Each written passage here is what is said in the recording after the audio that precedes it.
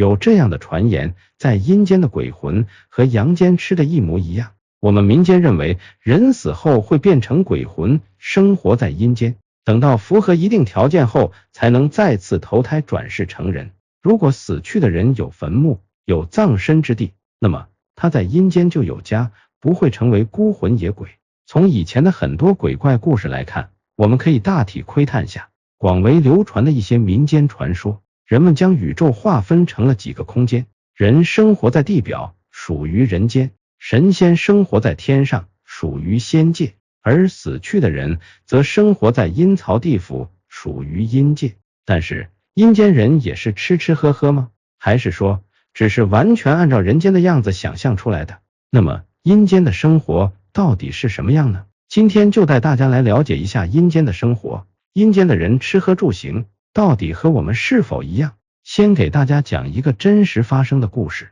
小故事：一个年老的妇女去山沟打柴，遭遇不测，摔下悬崖死掉。按照习俗，只要遗体在家里放5天，就要安排下葬了。因为这个女人只有家里5岁的小儿子，但由于儿子年岁太小，一些事情都由他叔叔帮着做。他的叔叔是个17、18岁的小伙子。在下葬后的当天早晨，按常理来说，他们要去送饭到墓地里给死者吃，但这个女人的灵魂只晓得本人肉体和灵魂别离了，却不肯承认她本人已经真的死了。因为墓地到家只有5里地，她压根不相信自己真的死了，而是觉得自己迷路了。就这样，一出悲剧发生了。这一天，叔叔带着男孩离开墓地时，已经是月黑风高了。耳旁除了时而从远处传来的几声野鸟怪叫，就是呼呼的阴风了。按照习俗，小孩的叔叔应该帮小孩给他母亲送好饭，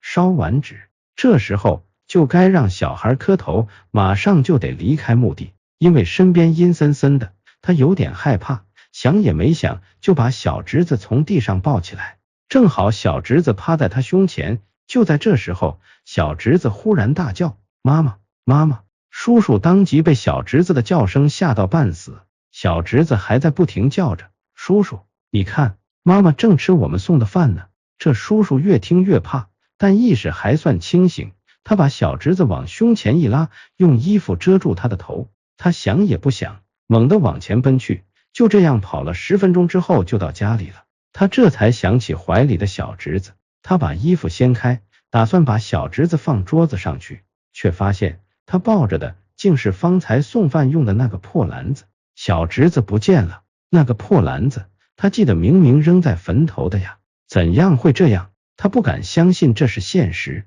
当坐在院子里的老人们看到他匆忙跑回来，并且只抱着一个破饭篮子的时候，也都认识到了事情的严重性。孩子的父亲泪水夺眶而出，岔哭出声，上前狠揍了他弟弟2拳，接着头也不回地向妻子的墓地奔去，身后跟随到了10几个家人，大家一同前往找小孩。结果找了整整1夜，人们除了能听到时而从远处传来的凄惨野鸟叫声以外，剩下的就是呼呼的阴风。至于小孩，连个影子都不见。绝望的父亲一夜之间失去了妻子和儿子，把一切仇恨都算到他倒运的弟弟头上，一怒之下杀了弟弟，然后自杀了。当天人们谈论这件事情的时候，都为这一家人的悲剧感到可惜，而一些老人郑重地说出一个惊天机密：千万别回头，送完饭一定要面朝前走回来，绝对不能向后看，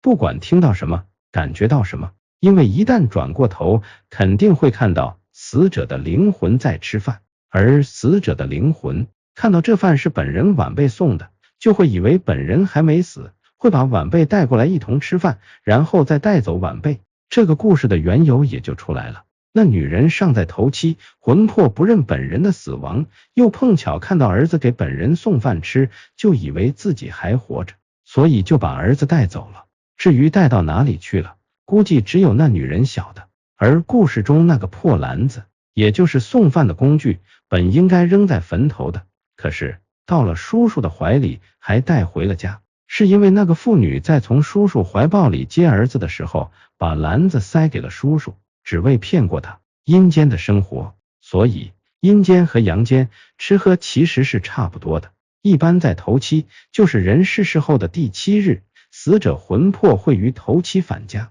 而家人应该于魂魄回来前给死者魂魄预备一顿饭，但准备好饭以后必须逃避，最好的办法就是睡觉，睡不着也应该要躲入被窝，不能让死者魂魄看见家人，因为这样会让他们记挂，会影响他们投胎再世为人。魂魄于头七的当天子时回家，家人应于家中烧一个梯子。过了头七，如果家里给烧了梯子，魂魄会顺着这趟天梯爬到天上，没有烧梯子的就会回到阴间。但无论是生活在仙界还是阴界，生活的模式都是一样的，吃喝工作。既然是吃喝，那都要钱，吃的东西也跟人没什么区别，所以我们每逢佳节给先人上坟，所带的供养一定要足，因为有的亲人等候投胎需要很漫长的时间，可能我们人间的人要经历几代，他们才能投胎，所以不能断了供养，否则就会成为孤魂野鬼。小道士建议大家，每逢佳节多给地下的亲人烧纸钱，亲人也会在地下保佑我们。希望得到亲人护佑的朋友，请在评论区评论早登极乐。感谢观看，我们下期见。喜欢小道士视频内容的朋友可以点赞、订阅、转发。